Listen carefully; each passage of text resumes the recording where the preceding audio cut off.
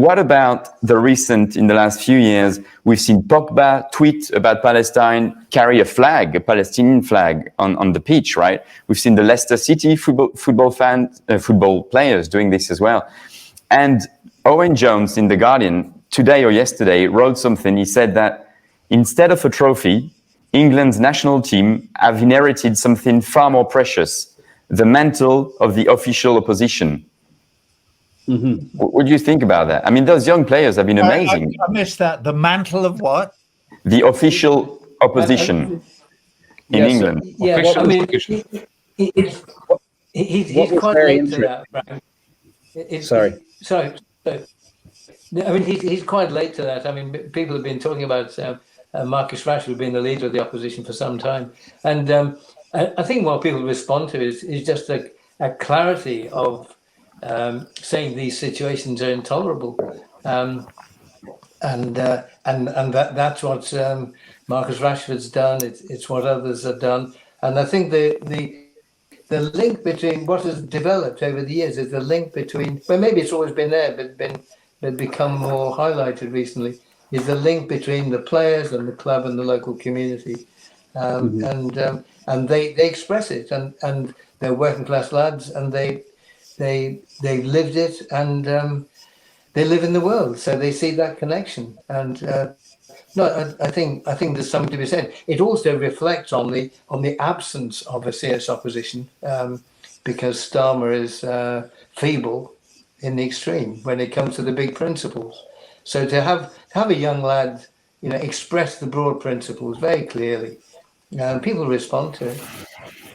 What was very interesting, I think, was that Boris Johnson and Priti Patel had to very quickly backtrack when they realized that the mood of public opinion wasn't on their side at all. Because their initial reaction to the taking the knee thing was that it was, awful and... John the Telegraph in lambasting them. Yeah. Yes, exactly. And in fact, they've completely been defeated on that, I think.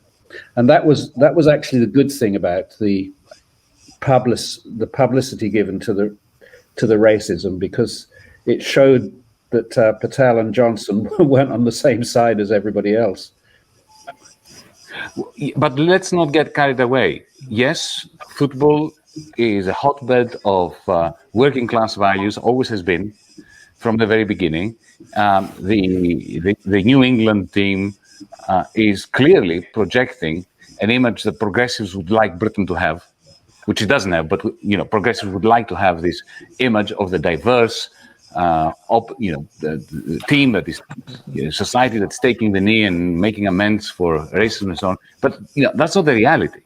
That is an aspiration for progressives and for the working class. But it's not a revolutionary movement, football. I heard people telling me it's the last left-wing movement, football. It is not. Because to the extent that